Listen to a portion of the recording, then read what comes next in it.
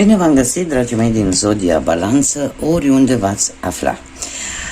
Iată, ne ajung și la luna august a acestui an, așa că dacă aveți soare, lună, Venus sau ascendentul în Zodia Balanță, atunci această lectură este de asemenea și pentru voi.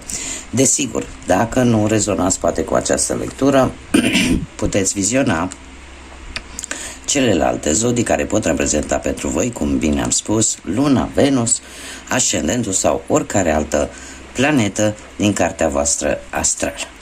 Înainte de a începe această lectură generală pentru luna august, trebuie să mulțumesc tuturor celor care au dat like, care au lăsat comentarii, care s-au abonat la acest frumos canal Tarot Flori de Lotos și în felul ăsta am mărit această comunitate frumoasă a florilor de lotus.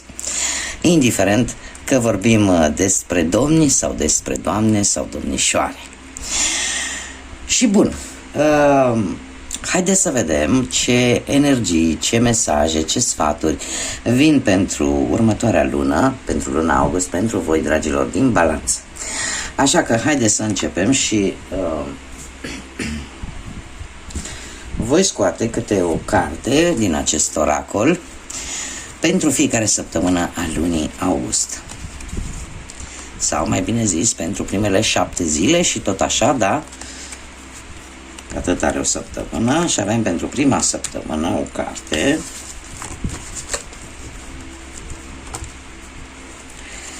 Să vedem. Pentru a doua săptămână. Pentru a treia.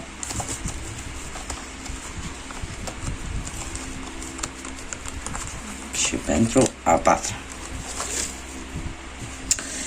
Bun, haideți să vedem. Prima săptămână a lunii august avem buchetul care ne vorbește despre complimente sau flori, probabil, din partea unui admirator sau admiratoare. Este cineva, probabil, lângă voi care cumva vă admiră.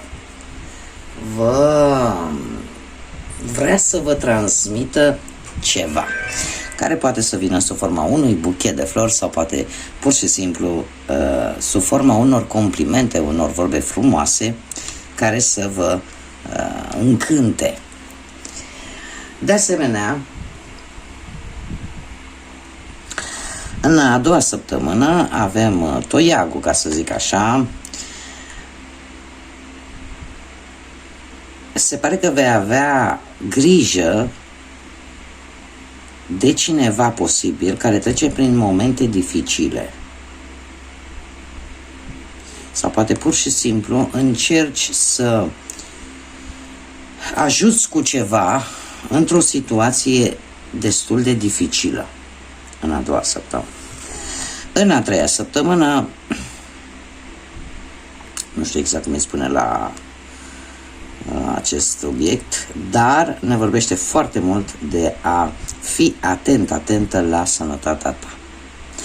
Ar trebui, poate, unii dintre voi să ascultați semnalele care vi le transmite propriul vostru corp și să, nu știu, să faceți un set de analize, să mergeți la un doctor, da? Să nu neglijați în general semnalele care vi le transmite propriul vostru organism, pentru că sunt semnale care ar trebui să vă facă să aveți grijă de acest ambalaj fizic cu care ne naștem și de care trebuie să avem grijă până în ultima clipă. Da? Așa că ar trebui să acordați o mai mare atenție și eu aș spune, nu știu de ce, dar aș spune că ține ceva foarte mult de posibil de sistemul osos. Da? Bun, în a patra săptămână avem o persoană tânără. Se pare că veți avea o interacțiune sau chiar o relație pentru unii dintre voi cu cineva tânăr și aș spune că este cineva posibil ori cu părul negru sau mai închis sau părul mai lung posibil.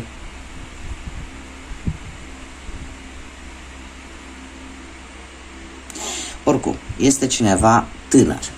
Haideți să vedem ce ne spune și acest oracol al Cavalerilor de Dragoni Da? Să vedem ce mesaj are pentru dragii mei din Balanță. Un mesaj pentru Balanță, te rog. Opa. Și avem pe Metatron și Estania. Metatron este un arhanghel foarte puternic, un înger, da? Și Estania este acest frumos dragon. Nu știu dacă îl puteți vedea, dacă se focalizează. Așa, și ce ne spune, ce ne transmite? Avem numărul 6. Numărul 6 care ne vorbește foarte mult de a da și a primi, de echilibru, de acel număr care poate indica armonia, cum poate indica și instabilitatea, conflictul, da? Dar în același timp ne poate vorbi de, cum să spun eu, acea necesitate de a distruge ceva nefolositor pentru a putea construi ceva nou și mult mai sănătos. Eu cred că se face aluzie foarte mare, cum am mai spus, atenție mare la sănătate în această lună. Și ce ne spune? Că ar trebui să fiți sinceri și fără teamă, pentru că sunteți, cum să spun eu, nu sunteți pe punctul de a pretinde voi sau alții să vă pretindă vouă să vă schimbați. Da, este cumva cu dus și întors. Nici voi să nu cereți celorlalți să se schimbe așa cum voi v-ați dori, dacă voi nu puteți să faceți această schimbare. Cum de asemenea, dacă cineva îți cere să te schimbi, nu o poate face, nu poate cere acest lucru dacă acea persoană nu e în stare să facă o schimbare necesară. Mergem mai departe și haideți să vedem ce ne spune și tarotul. Ce mesaje, energii, sfaturi vin pentru dragii mei din Balanță în luna lui august, în funcție de ce simțiți, ce vă doriți sau ce gândiți.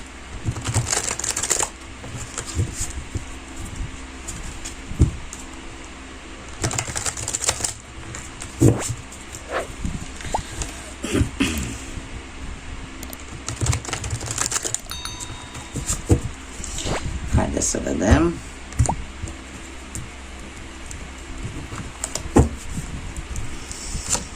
Și avem îndrăgostiții,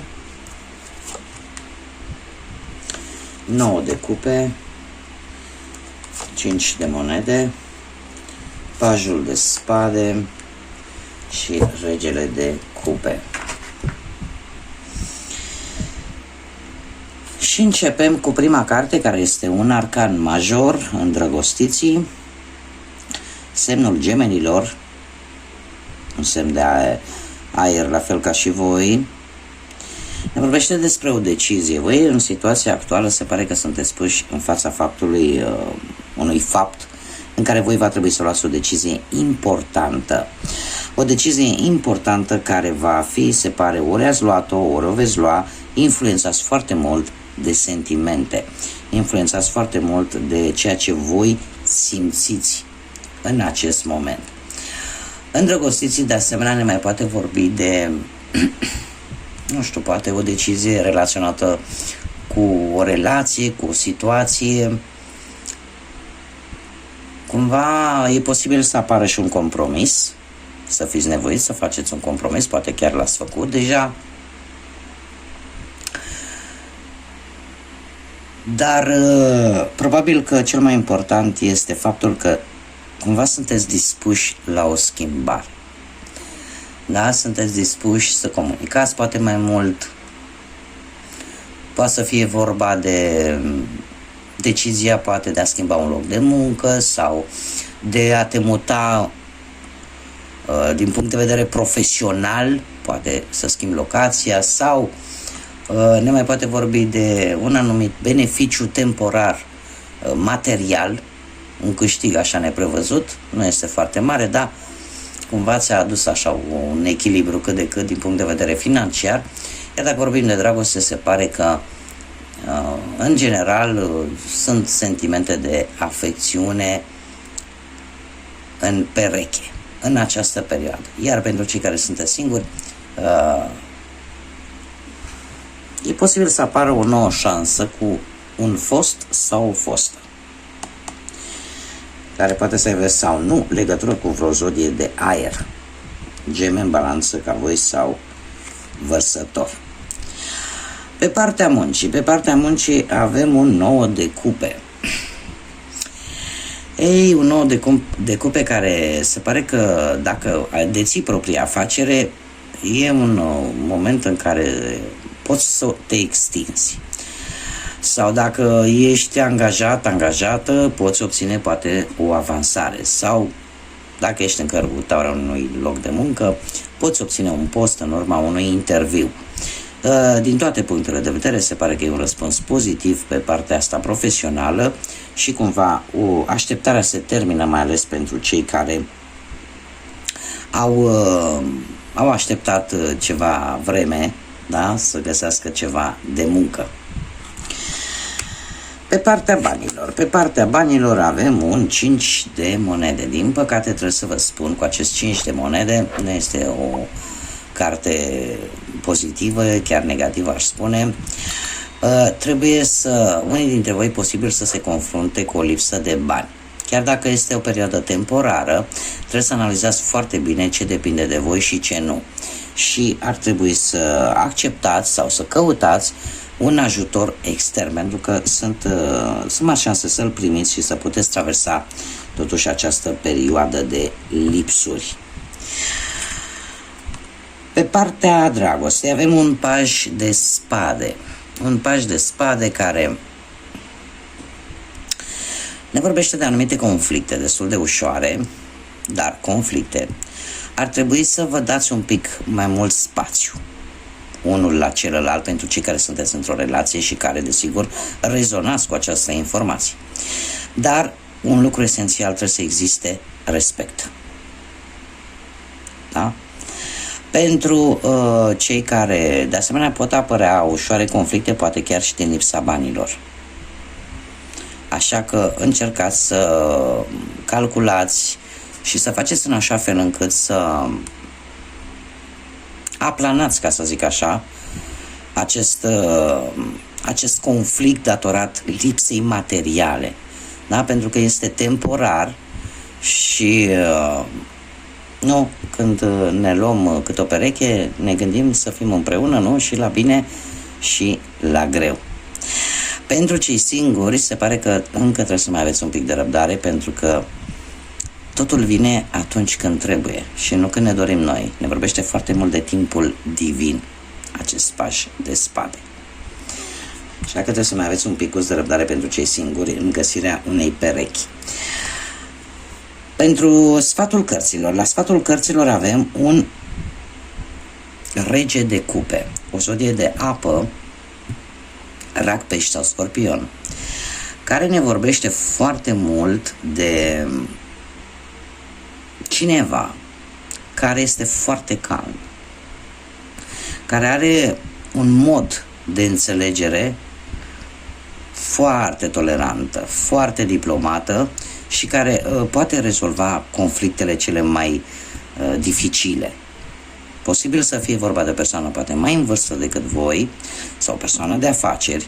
Cert este că cumva e posibil ca în această lună să apară în viața voastră sau chiar să existe în viața voastră deja și care să încerce cumva să rezolve o situație conflictuală. Dacă ne referim la partea asta a muncii, e posibil ca totul să se îmbunătățească, iar ajutorul acestei persoane cumva va face ca deciziile tale să fie unele cât mai echilibrate. Da? Te poate ajuta. Cum de asemenea te poate ajuta dacă ești încă în căutarea unui loc de muncă să îți găsești ceva de muncă, să îți găsești un job. Trebuie să vă spun pe partea banilor, este foarte important cu această carte.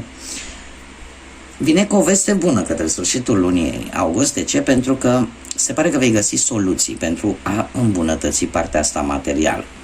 Iar asta este un lucru foarte important, mai ales că e posibil ca această persoană, posibil dintr-un semn de apă, cum am mai spus, să te poată ajuta. poate să fie un asociat, poate să fie un familiar, poate să fie perechea voastră, da? Dar va găsi cele mai bune soluții pentru a îmbunătăți partea asta materială cu care se pare că voi aveți probleme în această lună. Iar dacă vorbim de dragoste, la fel se pare că lucrurile vor începe cumva să se calmeze în cazul în care sunt probleme. Ar trebui, nu știu, să folosiți un pic intuiția în așa fel încât să rezolvați într-un mod pacifist anumite probleme care pot apărea în relație. Pe partea cealaltă, a celor care sunteți singuri, chiar dacă, cum bine am văzut cu acest paj de spade, trebuie să aveți răbdare, pentru că lucrurile vin atunci când trebuie. Cu acest rege de cupe trebuie să vă spun că e posibil să apară cineva mai în vârstă ca voi, mai mare de vârstă ca voi, da?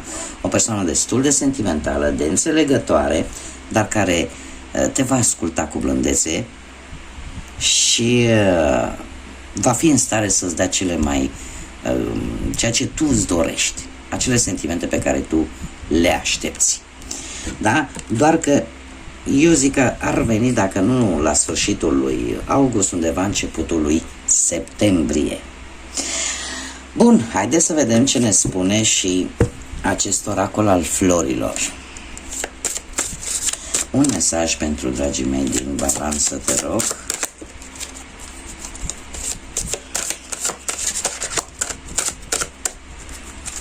Un mesaj pentru Balanță.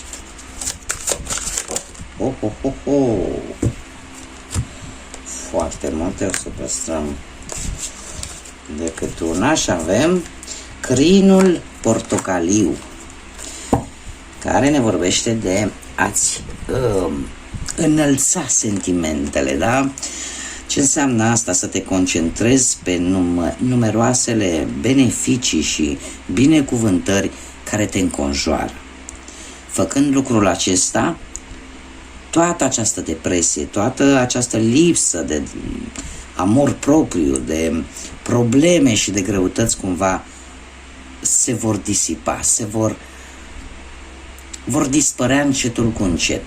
Ce înseamnă asta? Înseamnă că ar trebui poate unii dintre voi cel puțin, să încercați să apreciați lucrurile cu adevărat importante din viața voastră. Nu știu, faptul că poate unii dintre voi aveți pe cei dragi lângă voi. Orice lucru care aparent este mărunt, el de fapt este important. Și, din păcate, de-a lungul vieții noastre, ne trezim că atunci când nu-l avem, abia atunci ne dăm seama de fapt cât de important era.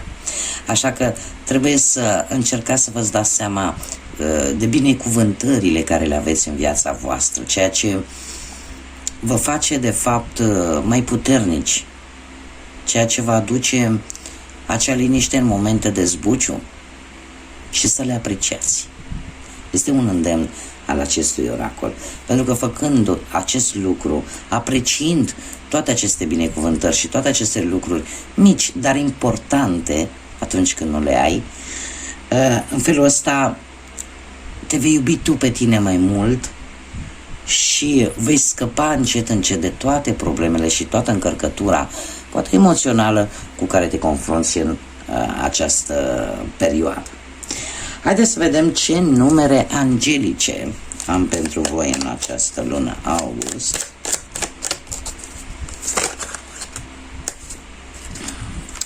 Și am numărul 22 și numărul 5. Numărul 22 este un număr maestru și ne vorbește foarte mult de potențial, de un impact, o schimbare care va dura, care nu vine să plece, vine să rămână. O schimbare care te va pune în postura de a conduce, de a lua frâiele, poate a propriei vieți sau a unei situații importante pentru tine și efectiv a conduce, a lidera. 22 de asemenea poate reprezenta data de 22 a acestei luni și ne vorbește despre această incredibilă putere pe care o posezi, acea putere creativă cu care tu poți să obții tot ceea ce îți dorești. Folosești această putere creativă și în felul ăsta visele tale pot deveni realitate. Cumva, pentru unii dintre voi e posibil și cei care sunteți născuți într-o dată de 22 să trebuiască să primiți acest mesaj. Mergem mai departe și avem numărul 5 care ne vorbește de flexibilitate. Se pare că a fi flexibil este puterea ta ascunsă, ca să zic așa, asul tău din mânecă. De ce? Pentru că atunci când viața se schimbă, tu te poți adapta foarte ușor noilor circumstanțe care apar în viața ta și în felul ăsta să, nu știu, găsești acea emoție specială când apare o schimbare neașteptată. Așa că trebuie să fii curajos, curajoasă, isteț, isteață în toate eforturile pe care tu le vei depune în următoarea perioadă. Iar mai jos, desigur, îmi spune, sunt adaptabil, adaptabilă. Numărul 5, cum am mai spus, poate să reprezinte data de 5 august, care să aibă o anumită importanță pentru voi, sau este direcționat către persoanele care poate să născute într-o zi de 5. Da? Nu contează luna. Cum de asemenea aș mai vrea să mai spun un lucru și anume faptul că 5 este în general un număr care poate reprezenta în primul rând schimbarea, dar de asemenea poate reprezenta și o ușoară instabilitate, un conflict, dar în același timp curaj și noi experiențe la care tu, sau poate noi tensiuni care pot apărea, dar la care tu te poți adapta pentru că ai această putere. Haideți să vedem ce litere, da, inițiale, de nume, prenume, porecle sau pseudonim de persoane cu care voi puteți interacționa în această perioadă. Și avem prima literă, litera Y, litera W. Haideți să vedem. Una aici, că uite, și pe lângă eu mai ieșit altele. Avem litera H, litera P, litera Z și litera T de la tată. Bun, dragilor, aceasta a fost lectura pentru voi, pentru această lună august. Cum am mai spus, aceste litere reprezintă inițiale de nume, prenume, porecle sau pseudonim de persoane cu care voi puteți interacționa sau vor avea ceva importanță pentru voi în această lună august. Zise toate acestea, vă doresc totuși să aveți o lună cât mai răcoroasă cu putință, dar plină de căldură sufletească. Să aveți parte numai de vești bune și numai de energie pozitivă. Până data viitoare când ne vom revedea, să fiți iubiți, dragilor!